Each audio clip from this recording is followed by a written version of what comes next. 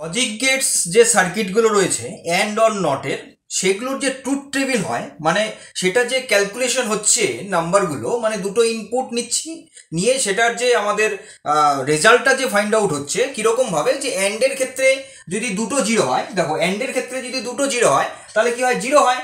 আর একটা জিরো একটা ওয়ান হলে জিরো হয়, কারণ একটা যদি ফলস হয়ে যায় তাহলেই রেজাল্টটা ফলস হবে। তো সেক্ষেত্রে জিরো ওয়ান হলে জিরো হবে, ওয়ান ওয়ান হলে একমাত্র ওয়ান হবে, ওয়ান জিরো হলেও কিন্তু জিরো হবে। এটা অ্যান্ডের ক্ষেত্রে। আবার অরের ক্ষেত্রে এটা যেমন প্লাস হয়, অ্যান্ডের ক্ষেত্রে ডট হয়, মানে মাল্টিপ্লাই হিসাবে হয়, আর অরের ক্ষেত্রে কি হয়, প্লাস হয়। তাহলে এ ডট বি, আর অরের ক্ষেত্রে হয় এ প্লাস বি।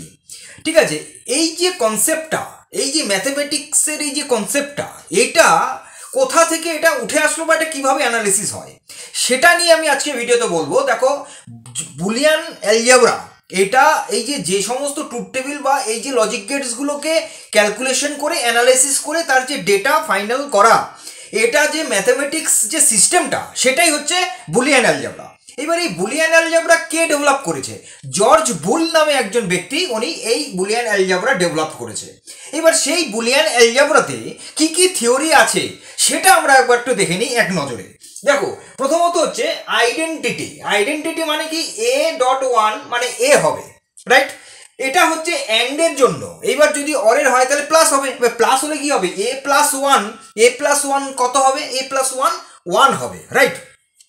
তারপরে এখানে নাল ভ্যালু হয় এ ডট জিরো মানে জিরো। এবার কিন্তু এ প্লাস জিরো হলে কিন্তু জিরো হবে না, এ প্লাস জিরো হলে এ হবে। তারপরে আইডেম্পোটেন্ট কি হবে, A dot A equal to A হয়, আবার এ প্লাস এ কিন্তু ওয়ান হবে, রাইট? তো কমপ্লিমেন্ট কি হয়, A dot A bar, A dot A inverse equal to zero হয়। এবার এ প্লাস এ ইনভার্স কিন্তু অলওয়েজ কি হবে, ওয়ান হবে, এটাও কিন্তু খেয়াল রাখতে হবে। কমিউটেটিভ কি হবে, A dot B equal to B dot A. এটাও যদি আমরা অরের ক্ষেত্রে চিন্তা করি তাহলে এ প্লাস বি আর বি প্লাস এ, রাইট? তো অ্যাসোসিয়েটিভ কি হয়, A dot B dot C. এটা অ্যান্ডের ক্ষেত্রে A dot B dot C, তাহলে এ বি আর ডট সি বাইরে চলে যাবে, সিটা বাইরে যাবে, এটা অ্যান্ডের ক্ষেত্রে। এবার অরের ক্ষেত্রে কি হবে, অরের ক্ষেত্রে A dot A plus B plus C, আবার A plus B plus C, right?